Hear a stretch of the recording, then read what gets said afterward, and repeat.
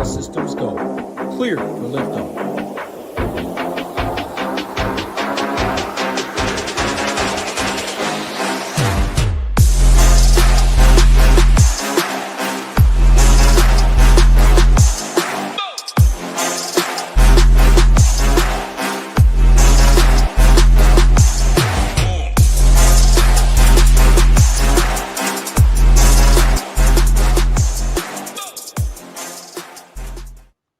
What's going on, golf fans? It's your boy GS Luke here with our round 2 showdown stream for this week's golf tournament. Going to get you ready for all of your lineups. But first off, a look at the weather report, how that'll impact Friday's play. We'll talk through some shots gained metrics, any player deep dives that you have for me in the live chat, as well as some strategy and lineup construction on DraftKings to tie it all together. But by the end, you should be an expert on everything that you need. But with anything that you are curious about, anything on top of what we cover here all together, feel free to go ahead and just ask away. Hopefully you're having a fantastic Thursday. The start to this golf tournament has been a pretty decent one for yours truly. It's going to be a fun weekend, I think, down here in Texas. Golf course, at least if they can hold off on a lot of rain, was firm and fast and on track to get firmer and faster on Saturday and Sunday. But the big X factor that we'll have to talk about will be the storms that they're expecting in a few hours and how that's going to impact Friday's exposure. But other than that, smash that like button when you guys hop on in here. Say hi as you guys get in here as well, and let's start this thing off. So the first thing to note with the golf course was that the morning was significantly easier than the afternoon. As of right now, it's a 0.55 shot difference. And really, when you look at the top end scores, John Pack was a morning guy, but outside of Poston and Colley, and then I think Adam Svensson at -3, the vast majority of these -3 and -4s do come from the AM side of things. And if we go over here and show the two different waves, you see that all the green players were on the AM side, and there were still some guys from the PM sneaking in there, but a half a stroke difference, 0.55 shots like we have right now, it looks like it went back to 0.52, is significant enough to play on a showdown slate. And when we take a look at the weather for Friday, it's looking like a pretty similar setup where the morning wave is going to have lower winds than the afternoon. It's also going to be a little bit firmer and faster in the afternoon. And because they're expected to get some rain overnight, you can see on this HRRR, they're calling for less than 1/10 of an inch of rain though. So if that ends up happening, this course is going to be fiery by the time we get to the weekend. But a few of the other local models that I've seen are calling for like a 1/2 inch of rain there over the overnight. So I do think the morning guys are going to have much softer greens than what you had today. That combined with no wind should be an absolute birdie fest. So if there's a wave that you want to target for your showdown lineups, I think it is undoubtedly the AM side of things. Will it be a half a stroke difference? I think probably at least the half shot that you saw today. I think there's a chance, though, that it could be closer to a 0.75 shot difference in reality. And if that's the case, you probably want to try and take AM guys for a vast majority of your exposure. And while I haven't completely finalized my player pool yet, I'm thinking with this sort of forecast where the winds go from non-existent and then to the 10 to 15 mile an hour range in the afternoon, that I want at least 65, maybe 70% of my players there from the morning wave. So that's how I'm going to be structuring a vast majority of my lineups. Most of them will be at least 4 guys from the morning wave. And I'm going to have plenty of lineups that only take players from the morning wave. And if I was somebody that was only entering a handful of lineups, I'm 150 maxer. So I still like a few guys from the PM wave that are going to sneak their ways into my lineups. But if I was a single entry or only entering like a 2 to 3 max, I would highly consider only using AM wave players. It's the kind of slate where you could see that 0.75 shot advantage. And if that rain ends up being a bigger factor than what we think, I mean, it could be an entire stroke advantage between that morning and afternoon. So just something that you might want to consider for some of your lineups for tomorrow. The reason why I do have some PM guys in there is you saw some of them get there today, even with that sort of an advantage. And as a 150 maxer, I have to have a much bigger player pool. And then rather than me taking guys that don't grade out well with the metrics from the AM side, I'm going to take the guys that are grading out really well out there in the PM wave, just instead of those guys that are kind of grading out terribly. That's how I choose to round out my player pool. I've got to have like 30 to 35 players for a round 2 showdown slate, which is why I'm not only going with that AM side. So obviously tinker your process as you'd wish. Even if you're 150 maxing and you're playing all those different kind of lineups, you could still go all AM wave. That's something that I've done plenty of times in the past. It's just that when I was running the shots gain metrics, looking for some of my ball striking poppers, short game regression candidates, etc., a ton of them are from the AM side of things. So I'm incorporating that into my personal process. But the guy's going off early, so it is an hour behind, by the way. This is Eastern time that's listed at 7 a.m. local time. You have guys like Damon going out, who did have a hole-in-one today. Sami Valimaki, who didn't have his best stuff today. Maybe could be a bounce-back candidate going off super early. Collie, Thorbjorn Olesen, Patrick Fishburne, I think shot like +5 or something. I could use him as a really grimy GPP play. But all these guys in the first 40 minutes to maybe even hour and a half of tee times down to 9:30 are going to have pristine conditions. And heck, the entire AM wave, you can include all the guys here to 10 a.m., are I think going to be at a distinct advantage over the guys going off later. So choose to do what you wish with the weather. The one thing I would say is stay on top of it. This sort of a weather edge could flip on its head, kind of like Florida weather. You can never really rely on it until you get close to that slate. So tonight, before you go to bed, maybe just take a second look at windy.com. Make sure that the wind is still more pronounced in the afternoon. And then if you're an early riser as well, wake up before slate locks tomorrow on the East Coast. You have an extra hour to work with because of the time zone change. Wake up, check the forecast, and if it still looks like the afternoon is going to be more windy, go with that 65-70% split. But if you wake up in the middle of the night or at any sort of, juncture here, it ends up looking like it's going to be a little bit flatter, then maybe you take it to a 55-45 split. Take it to a 50-50 split even if it ends up being a complete washout. Never marry yourself to your lineups from the weather perspective until you really get up to lock. So that's something that all the pros do. If you have more than a couple $100 in your exposure, you should be checking the weather at least once or twice before lock. But that's all I've got from that angle. What I'd like to touch on next would be building a player pool, because that weather is going to come into hands when we're actually building our lineups. But I like to research and try and find some shots gained poppers. And there's a few things I look for in my players in rounds 2 and 3. First off, I look for ball striking poppers, so that guys with the off the tee and approach play that are playing consistent golf, those sort of guys can normally carry it from round to round. And it doesn't happen in every single case, but out of the 4 shots gained categories, approach play and off the tee play are by far the most consistent from round to round. So this shots gained ball striking list is oftentimes where I start my list. I also look for guys that are due to regress to their means with the short game, for better or for worse. And what I mean by that is that with the short game, as opposed to the ball striking stats, those tend to be a little bit more volatile than what you have with how players are hitting the ball. It's easy to kind of realize because how you're actually swinging the golf club is something that can be consistent, whereas the breaks that you get on and around the greens tend to be something that you can't control. And you hear that from players all the time out there. It's not just them complaining about their results. There's a lot of merit to what a lot of them have to say, because if you've ever played golf before, if you've ever putted on greens that aren't perfect, you know the kind of imperfections, the bounces, the redirections that you can get on those greens. The better the greens, the less variance that you're going to have on them. But even at the nicest golf courses, like what you had at Quail Hollow last week, there was plenty of putting and around the green variance to be had. So that's why those categories are the ones I look to regress back to the mean, and that's for better or for worse. So if guys are getting way over their baselines with the around the green and the putting, that usually means that they're due to come back down to earth a little bit, probably not gain 3-4 shots between the around the green and the putting. Whereas if somebody was okay ball striking, maybe gained a stroke or two with the ball striking and off the tee, but lost 3-4 strokes between the around the green and the putting, those sort of players I'm willing to take a shot on to bounce back, because that around the green, the putting bounces back a lot quicker than what you have with the golf swing. To go from completely lost with where the ball is going to pinpoint accurate with your irons is almost unheard of on the PGA Tour. But from going from missing all the putts one day to making all of them the next happens almost every single slate out here with PGA DFS. So that's why these top end ball strikers are going to get at least a few extra looks in with my player pool. So guys like an Adam Svensson that were in the PM wave, they're going to go off early tomorrow with pristine conditions.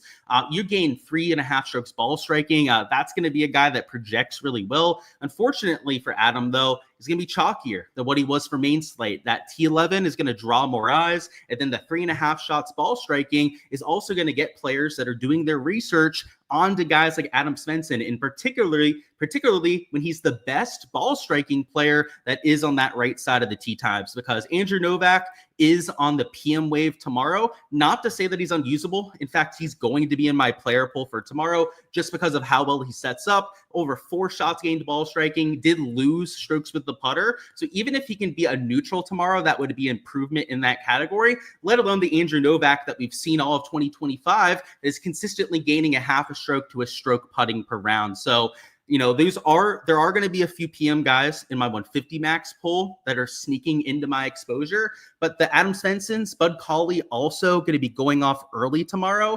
I don't have that same kind of concern about, because Bud Cauley is going to be on the right side of tee times. You can see gained over 3 strokes with the ball striking. Grayson will be PM, so we'll skip him for now. Same thing with John Pock. He's going to be PM wave. But when we get down here to guys, let me see. I don't think Griot's on the right side. I don't think Vegas or Chandler Phillips are either, for that matter. I'm pretty sure Aaron Rye is also a PM wave player. Same thing with Jordan Spieth. You got to go the whole way down here to Christian Bezainhout before you find another one of these ball striking poppers. But at T34, he's not going to be nearly as popular as some of those other guys towards the top. So I think the AM wave ball strikers are really where you want to focus a lot of your maybe conviction plays, because these guys are going to be a little bit higher owned. And I stress a little bit because they're not going to be like double, 3 times the ownership of anyone else around them, but maybe 1 to 2% higher owned than some of their peers, because, you're not going to be the only one that's looking at these ball striking stats. I can promise you it's maybe the most widely used narrative that we have around this industry, but a 1 to 2% bump is not enough to get off of these sort of players, especially when you go a little bit further down the list and you start to find the players that aren't getting that kind of steam. For example, when you can find some of these PM wave players, Joel Damon may be a skip because he gained like 1.5 strokes, 2 strokes with the hole-in-one that he made.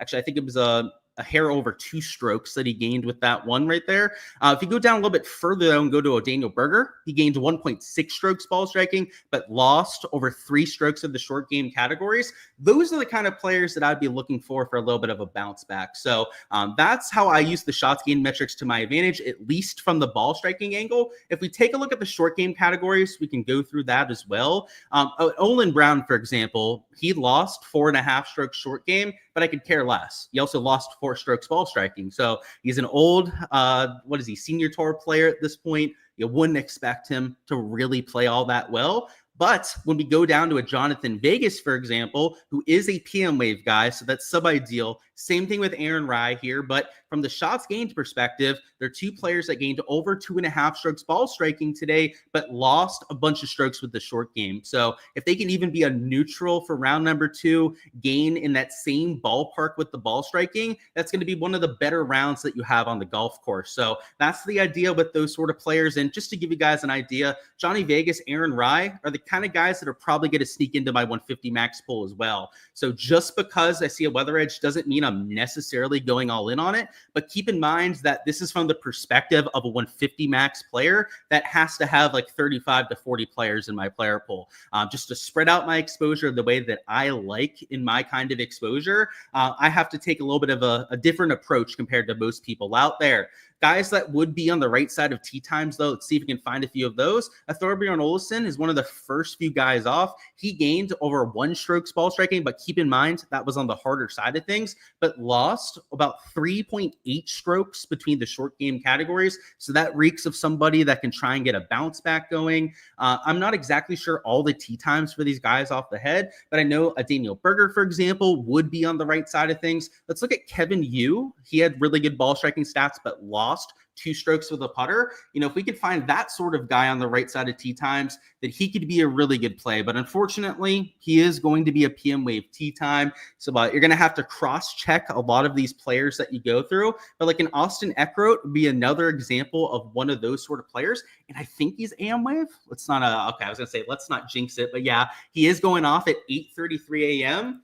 These are the kind of players that, per my process, are going to be towards the top end of my list. And like I said, it's not necessarily a good thing that these guys are losing strokes around the green with the putter, but if they have any semblance of hope when it comes to the ball striking stats.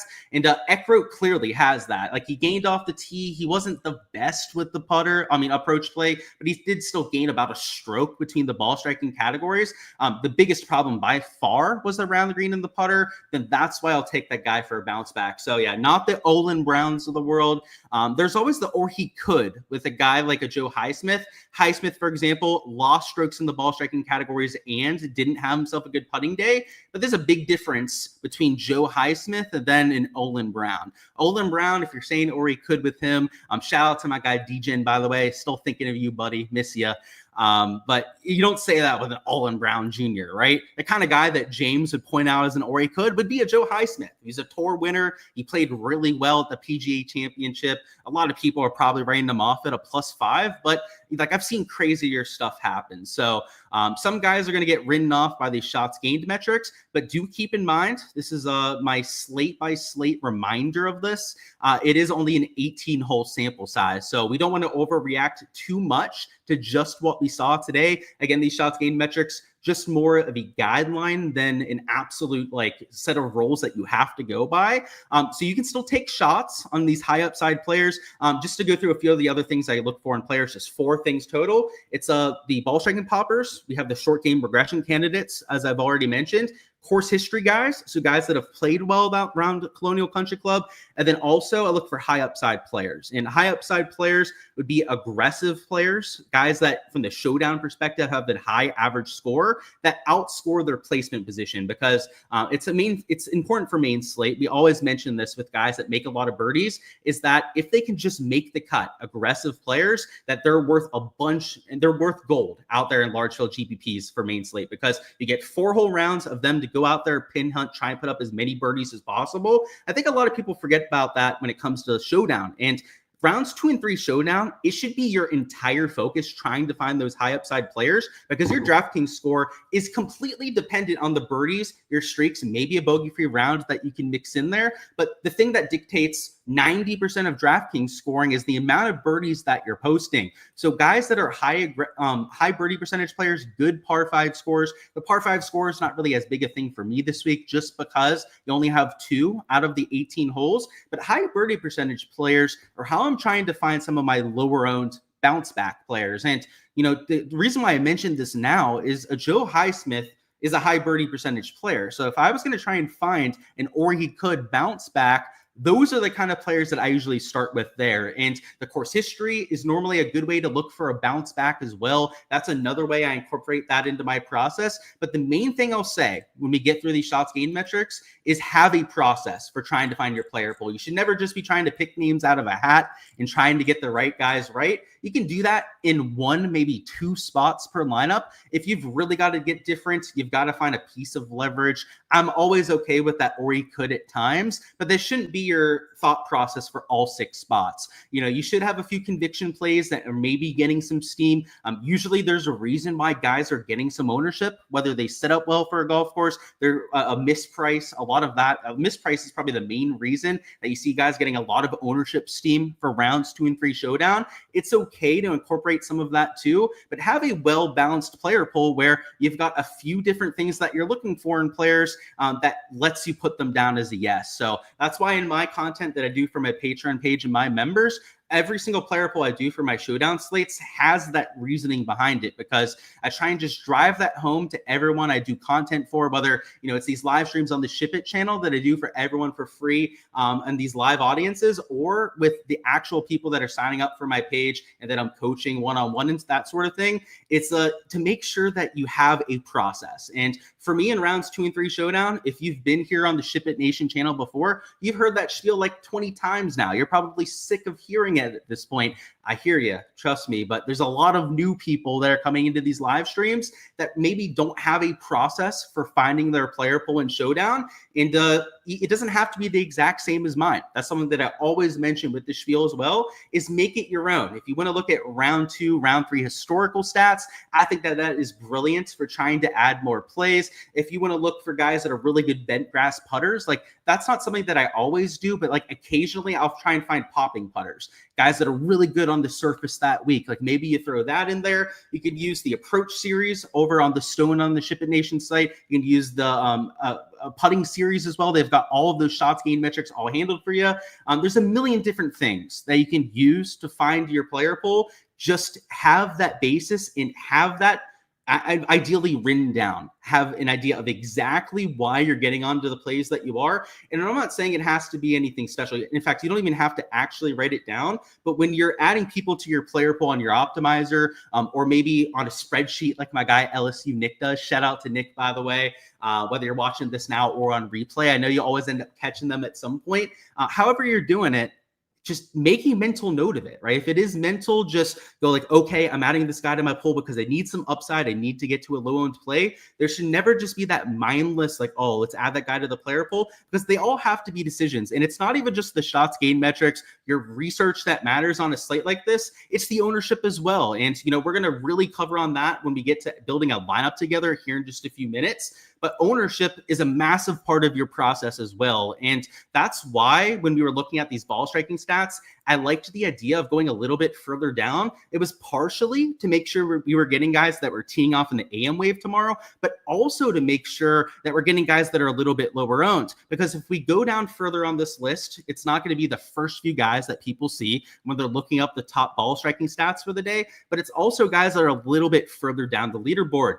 Guys that played solid golf, still better than the average when it comes to the ball striking stats, but that aren't going to get that same kind of steam, which when we get to the lineup construction later is going to be a massive part of our process, because on top of building a good player pool, on top of looking at the weather, which is leaning towards the AM side if you guys are just winning us, the other part that makes you a good showdown player and is going to help you have a sustainable, long-term profitable record is playing the game theory game. And I would say it's even more so important for showdown than it is for main slate. For main slate, you've probably heard it from touts, every tout that you've seen on YouTube before. But for showdown, when it's an 18-hole sample size, as opposed to 72 holes like you have for a main slate, it's even more exacerbated more. You have more variance that happens in small sample sizes. And if you've taken a stats class before, that's probably common knowledge. But a lot of us out there haven't taken stats classes, right? Like I'm an electrical engineer, so I am on the first side of that argument. But I know a lot of people out there,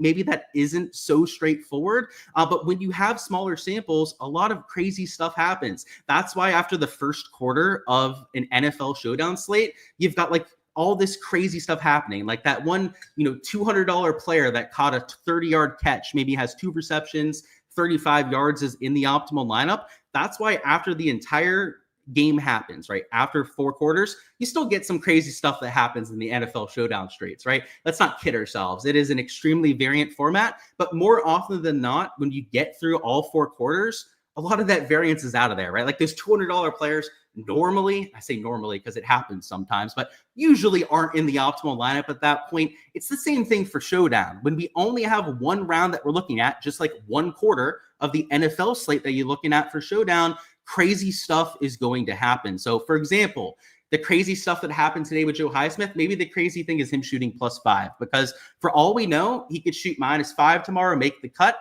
And then you guys know what he did when he made the cut at the Cognizant this year. He went on to win that golf tournament. So just know that this is a crazy sport. There's a reason why golf is a 4-letter word. A lot of people using expletives when they play or bet on this crazy sport that we watch, and embrace that as much as you can. So what I'm going to do now is I'm going to see if there's any player deep dives that you want down there in the chat in terms of shots gained metrics, maybe my thoughts for round number 2. And then afterwards, after we get through any of those player deep dives, if you have them for me, we're going to go through the contest selection and lineup construction. So if there are any players that we didn't touch on to this point that you guys are curious about, now is the time to go ahead and throw those into chat.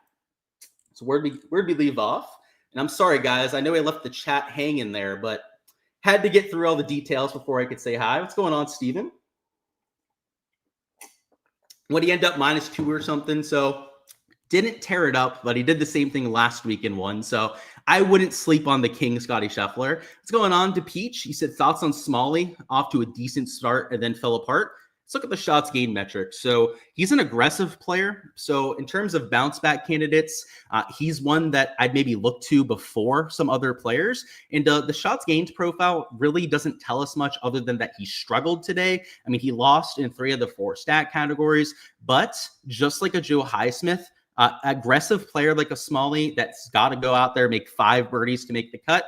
You figure guys are still going to make 2-3 bogeys per round. So if Smalley's going to actually get through the cut line, which I would guess is going to be close to even par, maybe it sneaks to +1 if conditions really get tough. I would guess probably even par is about where the cut line is going to be. Yeah, Smalley's looking at 5-6 birdies to try and make it to the weekend. So I like that kind of mindset. I also like the fact that he is closer to the cut line than maybe a Highsmith is, whereas Highsmith might be I don't want to say dejected, maybe had given up at this point, but if Highsmith doesn't start hot, let's say like -2 through his first 6 holes, you could see him kind of taking his foot off the gas a little bit. Whereas an Alex Smalley that is starting at +2, if Smalley starts +2, now he could eject just in that same way, but it would take a really cold start for him to go out there and give up. So yeah, I'm okay with the Smalley. Shots gained profile, though, really doesn't look that favorable. You said, Luke, on the 75-inch TV in the condo. Yeah, dude, you've got a great setup this week, Nick. So enjoy your vacation, and sounds like a good setup you've got going there.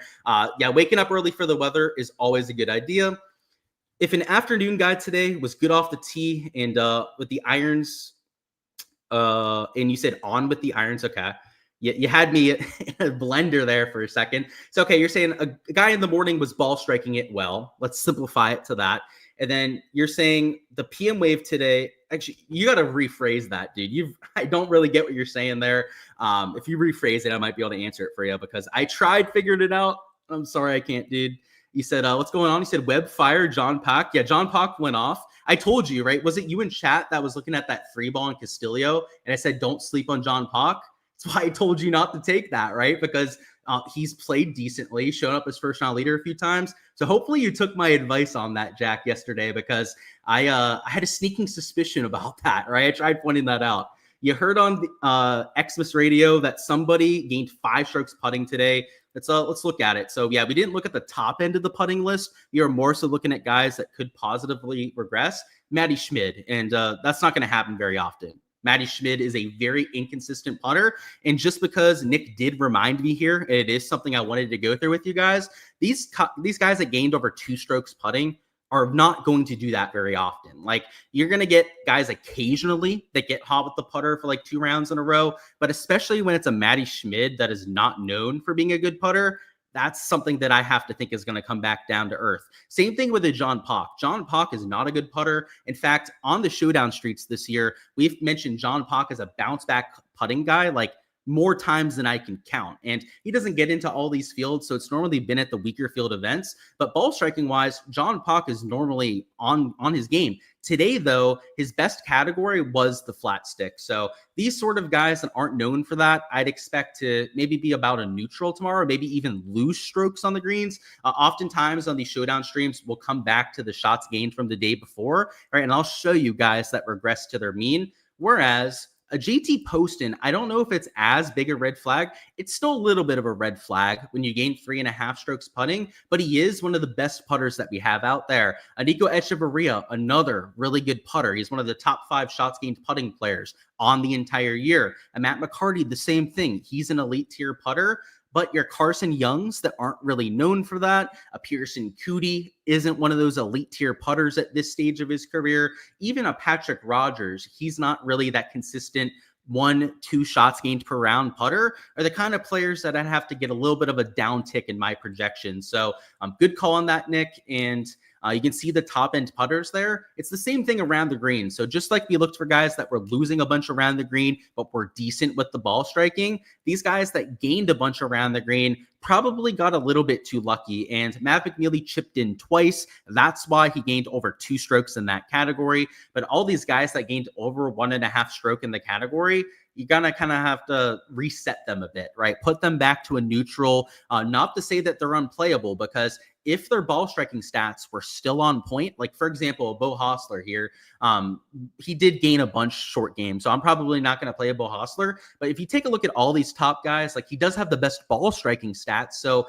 if there was a guy to still play, it would probably be a Dumpy Bo, maybe even a JJ Spawn that still at least gained in those two categories. But I'm going to be off of those two personally, just because they were so short game dependent. And they're going to be chalky. So you can see Hostler's at -4, JJ Spawn as well. A lot of your more casual PGA DFS players that aren't doing as much in-depth research are just going to play the top end of the board. You know, the people sitting on the shitters in the middle of the night that build some of their lineups, they go, oh, Dumpy Bo shot -2. I've got to play him in my round 2 showdown lineups. JJ Spawn, oh, he's got the best score of everyone in the 8K range. Let's throw him into our round 2 showdown lineups. That's why they're going to be a little bit higher owned. And sometimes they get there. There's going to be some guys towards the top that still play well and are going to be the round 2 leader after tomorrow's play. But there's also going to be a lot of guys that shot -3, -4 round 1 that spin their wheels or even shoot over par the next day, because that's them regressing back to their mean. So keep that in mind. Just because they played well out there in round number 1 does not necessarily mean it's going to happen the next day too. Let's catch up on chat though, guys. Thor is a withdrawal after his round. Okay. Unfortunate, man. I see that he's in your lineup there, but it's good to know. I didn't see that news before we got on here. How do I join your Patreon? So that's on my Twitter. If you go to like my Twitter bio, it's on there. But if you look up Patreon, LukeDFS, you can find it that way. And let me know if you need any help. And bro, I've got to say, I appreciate the question, but you don't need to say it multiple times. You got to once, twice, I'll get to it. That 0.06% that played block might be onto something. Yeah, I don't know about that, man. He's he's going to probably crumble going forward. But the 0.06% that played him are feeling really good right now. So I guess they're the ones laughing at me. But we'll see who gets the last laugh I get. Them are the 0.06%. You said, yeah, like both kickers land 50-yard field goals and then the defense scores a touchdown. Exactly. And it doesn't even have to be that crazy. Like even on just like a regular NFL showdown slate, you get that really cheap guy that catches like a 5-yard swing route and he's in the optimal lineup for like half the game. So pretty wild stuff. Scotty and Michael Block shot the same score today. I saw that. He had to get up and down 18 just to tie Michael Block. That is crazy stuff. Like I said, golf is a 4-letter word for a reason. You probably mistyped. You said, do I value good ball striking from an afternoon guy more today? Yes. So I see what you're saying now. I was like kind of understanding what you were saying, but it was too jumbled for me to really understand it. Yeah, the afternoon guys that played ball off the tee and with their approach play are the guys that you want to get to because they're going to have the better conditions for sure. So if that was your question, hopefully that makes sense for you. Anyone else playing AJ Smith and MLB tonight? I would give you my thoughts, man, but I am not a big MLB guy. So maybe some other people in the live chat can be sharps for you. I used to play baseball, but I haven't taken it seriously with DFS for about 5 years at this point. So I would be completely clueless for you. Is that with the course redo, do we pay less attention to course history? Yes. I'm not going to have as many guys in there that do that, but it does emphasize the same kind of things. So though they recontoured the greens, like, you know, the putting surfaces themselves are different, it's essentially the same shots that you're hitting. They added some length to a few holes, like maybe 20 to 30 yards in spots, but that's not going to completely change the profile. It's still a lot of layups off this tee. It's a lot of mid to short irons, even wedges into the greens. And that's why people play well. At least that's my opinion on these golf courses, is it's not like the property itself that gets people feeling good. Like I know people say like, oh, it's the good vibes when you get to somewhere. I don't really think that's so much it, as much as it's the shots that you're hitting around it. The vibes, I mean, if it was that, it'd actually be a better argument for taking course history guys this week. But I still think it's something that you can incorporate, but maybe a little bit less than normal. I think that's a pretty sharp take there. Fact, more people play Dumpy Bo while actually taking a dump. I think you're right there, especially for tomorrow. That's going to be a common thing. Is there a place to possibly bet Block to beat Scotty at plus 200,000? Yeah, the odds would probably be plus 200,000 or something like that. But my guess is that prop does not exist unless you go on to Bovada or something like that. You can request a bet over there, Ross.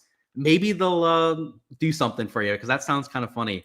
Do I ever cover strategy around underdog showdown slates? Nope. This is a DraftKings showdown slate, so we don't really focus on the underdog side at all. Since you asked the question, though, I will give you my 2 cents. Underdog, because of the way that you do the draft, and it's drafting against other people, right? You don't have everyone to choose from. Keep in mind that going down the ADP list to people that aren't being drafted can be the absolute nuts for underdog. So if you have any specific questions when it comes to it, I'm always willing to give my 2 cents on it. But this is the DraftKings Showdown show. So we're going to focus on that primarily for 95 to 99% of it. But yeah, on underdog, really the only difference that I have, I'd still want AM guys, is that if you go really far down the ADP list for like your 4th through 6th players, your first 3 should probably be guys that are good projections. So guys that are still getting drafted, but like your last 2 to 3 players, hell, maybe even your last 4 players, if you're taking undrafted players and they go off, I mean, that's how you take down the big GPPs on underdog, because sometimes, I mean, they're not the biggest over there. It's not like you have to have a wild entry to take anything down. But if you're getting somebody that's essentially unowned over there that scores the absolute nuts, I mean, it's worth even more than DraftKings, because on DraftKings, even like the low-end guys still get drafted at times. There's underdog slates. I don't play them all the time. I do at times, though, where guys don't get drafted. Like, and I'll be the only guy in an entire contest that drafted that player because they went down past the first 6 rounds of ADP. So just something to consider yourself. And you're saying scroll the F down is the strat? Yes, exactly. And you don't even have to take players that suck. Like, what happens on underdog, man, is that the casuals even more so play underdog. Like, I don't know, every draft I've been in, I felt like I've been playing against absolute dumbasses at times on underdog, because all they do is just take the ADP. They don't think for themselves whatsoever. And if you go down to the guys that aren't even being drafted, and I'm not talking like the very bottom, I'm just talking just after, like where the ADP starts cutting off, you're going to see guys that are like the 7K range on DraftKings. The 7K range on DraftKings is full of guys that are pretty viable in general. So I'm not talking like playing Olin Brown Jr., that sort of thing. I'm talking like play, and let me bring up my DraftKings pricing just so I can kind of like get an idea of like a few shouts on players that probably won't be getting drafted that much. But like a Max McGreevy, like he'll probably get drafted, but he's going to be pretty close to that kind of a cutoff. But like an Isaiah Salinda, a Jesper Svensson, like I don't know what his ADP is going to look like, but that like $6,700-$6,800 range on DraftKings would be where I would be looking. Luke talking Michael Block. My dude, I kind of want to play him head to head. He'd probably smack me because he's a scratch and I'm nowhere close to it, but I just would want to see how close I could get to beating him because of all this trash that he talks. And guys, I have a feeling it actually wouldn't be that far off. I'd probably lose by like a handful, I'd say. But let's go through these contests available for round 2. And they're not like the major championships like we had at the PGA. PGA, we had like 150K 555. The big $250 4 max was closer to $100,000 the first. But the contests aren't terrible. And in particular, I like this $100 single entry. It's 15% to first place, which means that that top 5, top 10 payout is going to have a relatively flat payout structure. So I like that, especially for a $100 single entry. The big $5 is an eighth to first place. So I really like that. So that's one of the better payout structures that you're going to find for a large field GPP. The result of it being an eighth to first place is that the rest of the top 5, top 10 has an even flatter payout structure than some of the other contests out there. So realistically, I'm probably going to 150 max this $5.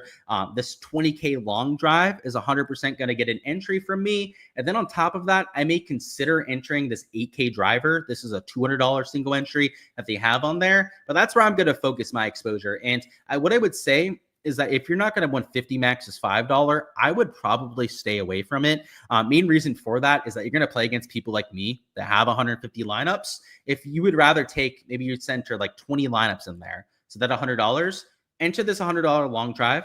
You'd be so much better off long-term when it comes to your long-term ROI. And even if you're not going to do that, go down, find the $33 single entry. So that's this 5K dog leg. It's a little bit over 10% to first place, but that's one of the better payout structures that you're going to find. I think that that would be a good idea. You can also find the $12 single entry. So that's the Albatross.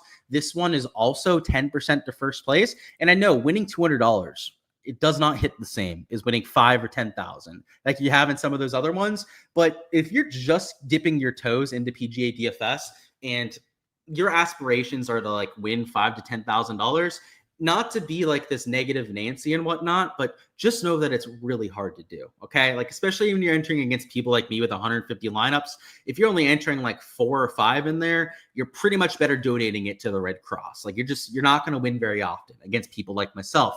However, in a contest like the $33 single entry or the $12 single entry, like you have right here, even people like myself that are going to enter these contests a lot of times, guess what? I can only enter it one time at most. Even if I want to give DraftKings all the money I want to try to enter money into this contest, they're only going to let me have one entry out of this 196. So with that in mind, it's a lot easier to try and take down that top 5, top 10. And like I said, it might not be life-changing money, but if you enter $12 into this contest and you win 125 for third place, that's over 10x right there. And let's say you enter that same single entry, say you go with a single bullet on a slate into a bunch of these kind of contests, it could be 125 here. Let's see what the big $33 would pay for like third place, just to give you guys like an idea of like a realistic outcome. Because like finishing in third out of 176 people is going to happen. If you play over a season of golf, it's going to happen a bunch of times. We're finishing like the top 3. This would be over 10x for getting there, the third place. That's how you go out there and start raising your stakes, right? Maybe the next slate, rather than entering like the $12, the $33, maybe a $5 to make it $50 of single entry exposure that you're going with, maybe you step it up from $50 to $100. Now that you've made 10x your bankroll, and that way you can keep it more sustainable. And you shouldn't be playing your entire bankroll for every single slate. So like, for example, let's say you had like $500 on your DraftKings account, playing $50, there's 3 single entries. So the $33, the $12, and the $5 would make a lot of sense. Like playing 10% of your bankroll on DraftKings at any time is, kind of a good barometer, I'd say, for a lot of, hobbyists that are playing DFS. If you're doing that sort of thing and you have a 10x day, you've doubled your bankroll. I mean, that's the kind of power of having that kind of a massive day. Whereas that third place lineup out of 176 lineups might only be like 10th place in the big $5 GPP. And that, I think that'd be good, by the way. Like 10th place would be like a good contrast to that. And even for that, you would only get $250. And more realistically, that sort of lineup that finishes third in some of those GPPs might even be finishing like 20th, because they're going against so many times more entries than what you are in a lot of those single entries. And in that case, you'd only be getting $150 back, as opposed to getting what could be in some of those other contests over $500, $600. We're pulling off a third place finish. So just to show you some actual numbers on why entering those sustainable contests matter, because if you're somebody like me that has 150 lineups, all I've got to do to really have a good slate is bink one of these top 10s. It's kind of that simple. I could have a profitable slate by having a lot of bin caches, but that's going to be pretty rare for a 150 maxer. But for a single entry player, right, those min caches, those top 5, top 10s mean a whole lot more than what they do to a 150 maxer. So that's why I would say if you're in that sort of boat, maybe look to the single entry contest rather than what you see in those large field GPPs.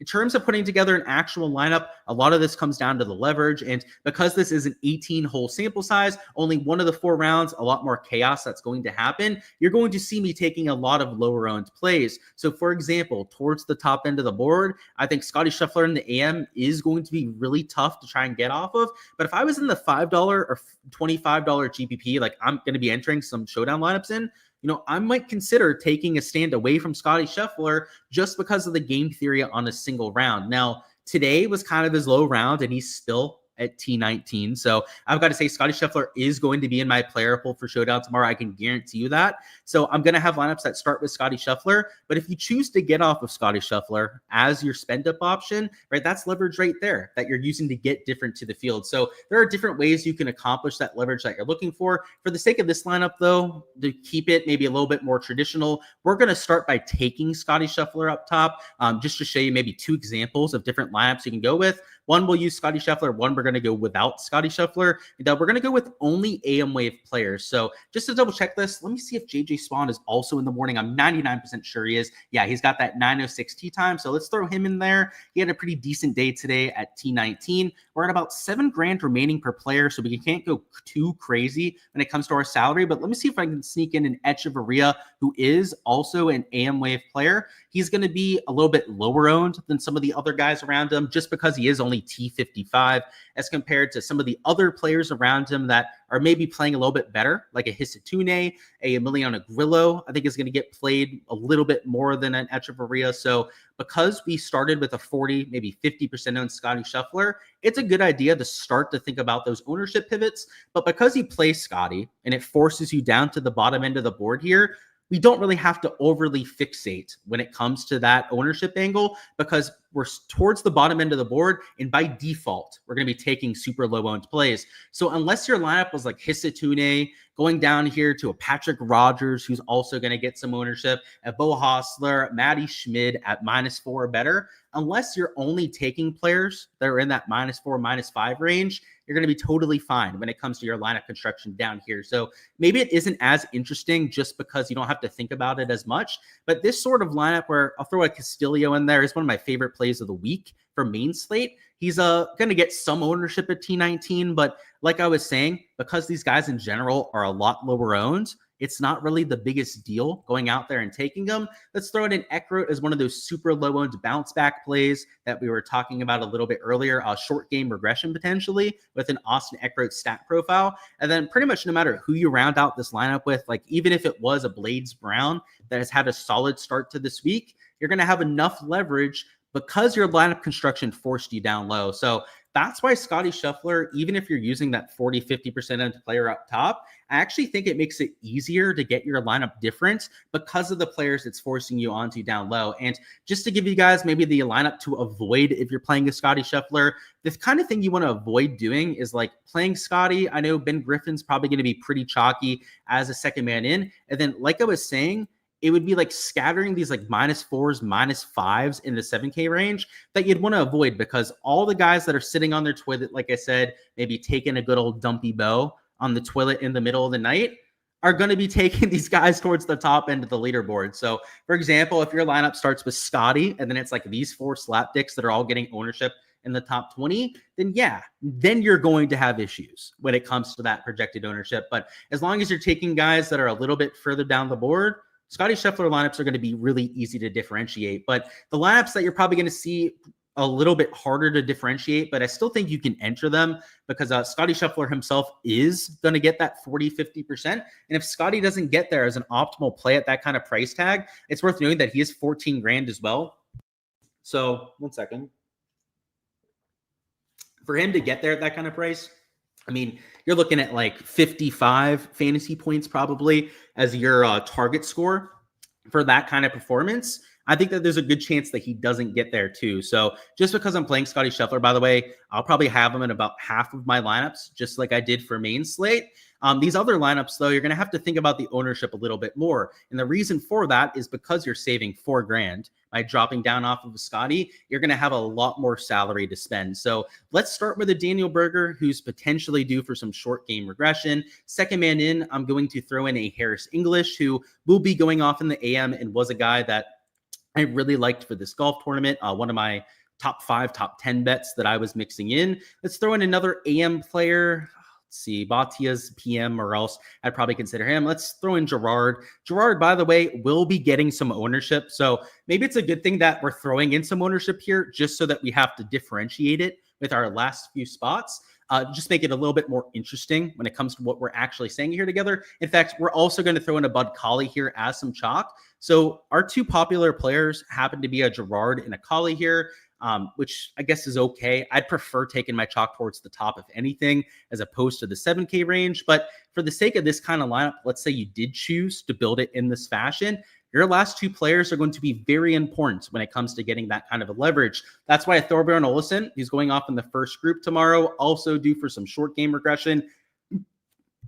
Excuse me there, guys, could be a really good guy to consider in that kind of lineup because it forces in somebody that should be 5% or lower owned in GPPs and that fits a lot of the things that we're looking for in our player pool. And as long as your last mid in here isn't a Matt Wallace, isn't somebody that's at -3, -4 or better, you're likely going to have enough leverage in this lineup to offset some of that Gerard and Collie chalk that you played. So I would say that this lineup, you've got to think about the ownership a little bit more, just because you have that extra salary to spend. And rather than living in that 7K range where even the chalky guys are like 7% owned, because you have that extra $3,000-$4,000, it's getting you onto the Gerards, the Collies of the world that are getting closer to like 7 to maybe 12% ownership in cases and GPPs, which just requires you to have a little bit more intentionality on where you're getting different to the field, but you can still execute lineups regardless of what kind of lineup construction that you go with. So just like to point out both of those kind of ways to build, because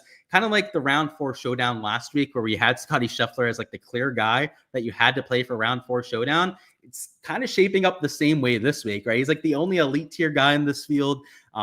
And I'll say that, I guess, with guys like Spieth and Hideki not playing well, like he's truly the only elite guy that we have around here. So I think a lot of people are going to rightly start their lineups with a Scotty Scheffler, but the consequences of doing so or not getting to Scotty Scheffler are pretty massive on the rest of your build. So if you're using Scotty Scheffler, the argument for him shouldn't just be that one position. Keep in mind the kind of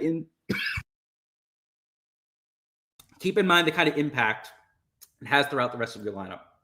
Ooh, mouth getting dry over here. I said, thanks for bringing down the money management. Of course, you said something you always wondered if you're doing it the wrong way. Yeah, there's no real correct answer to it, Mike. So to further add on top of like the bankroll management, it's all based on your ambitions as a player. Like if you're somebody that is just playing a few lineups for every given slate, like I think the single entries are the place to go because it's a way to still win money. You still feel very happy about your results. But if you're only playing a few lineups and you don't care about the money you're getting back, like there's people that play the lottery. There's people that go to the casino and play slot machines, right? Everyone knows that those are massively losing games. Everyone knows that you're donating money if you're going to either of those two things, but people enjoy it for like the entertainment aspect. If that's you, the large field GPPs could still be okay for some of you guys out there, but only do it if that's okay. Like if you're okay lighting your money on fire, because when you play against 10,000 entries, like we have here in the $5, that's more than likely what's going to happen if you're only entering a few lineups in there. So I do like to add that caveat because even when I was first getting into DFS, I still played some of these large field GPPs, but I wasn't completely privy to how top heavy some of the payout structures were. So as time went on, I started paying attention to it a little bit more. I started getting myself out of those kind of contests. So it's definitely the sharp way to go. He said, would I recommend Scotty for a single entry or more of a large field GPP? I think you could play him in both formats. In fact, I'm going to have him in both formats. So it's not like I really prefer them way over the other in one format. So, yeah, I don't really have a lean on that, man, because the ownership, I would say in single entries is going to be a little bit higher. But in single entries, I do prioritize projection a little bit more. And that is why he's going to be higher owned in some of those single entries, is that's the common mindset for a lot of people out there, is that they're not being as different. They're not taking as many risks in single entries. I'll at least lay it out this way. In GPPs, it's going to be super high ownership, but the consequences of taking him are actually maybe a good thing in GPPs just because of the fact that it forces you onto that 7K range. But in single entries, and this is kind of, here's what I'll say. I kind of like playing him in GPPs a little bit more because in single entries, he is going to be like 70% owned in some of those contests. And if you make that the one thing that you're doing to get different against the rest of the field, that might be all the leverage that you need in the large field GPP if he shoots like -2 for round number 2, which by the way, would still be decent. You can still easily win this golf tournament if he shoots -2, but maybe you make that your stand because in general, in single entries, people play scared. They are playing for higher stakes. They only have one lineup to work with.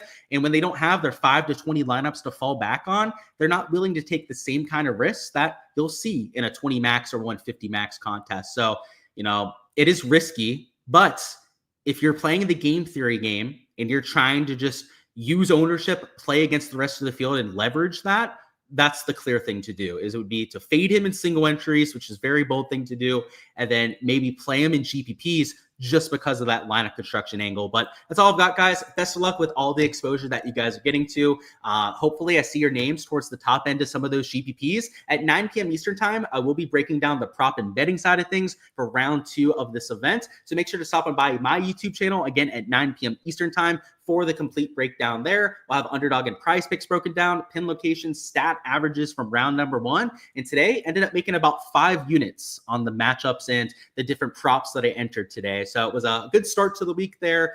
Showdown wise, DFS wise, it's about break even right now. So no blood in either direction, but that cut sweat tomorrow going to be on the top of everyone's minds. So I hope that you guys have all the best luck that you can possible. Fingers crossed that I can get my single entry 6 of 6s, because once you do that, the weekend can be sometimes playing with house money. So it's try and set up ourselves well for a little bit of a weekend push. Like I said, I hope to see your names towards the top end of those GPPs. If you haven't already smashed the like button, first off, what are you waiting on? Go ahead and do so before you hop on out of here. And also subscribe so you guys don't miss those round 3 and 4 streams. That's all I've got, and I'll see you guys for the stream at 9 p.m.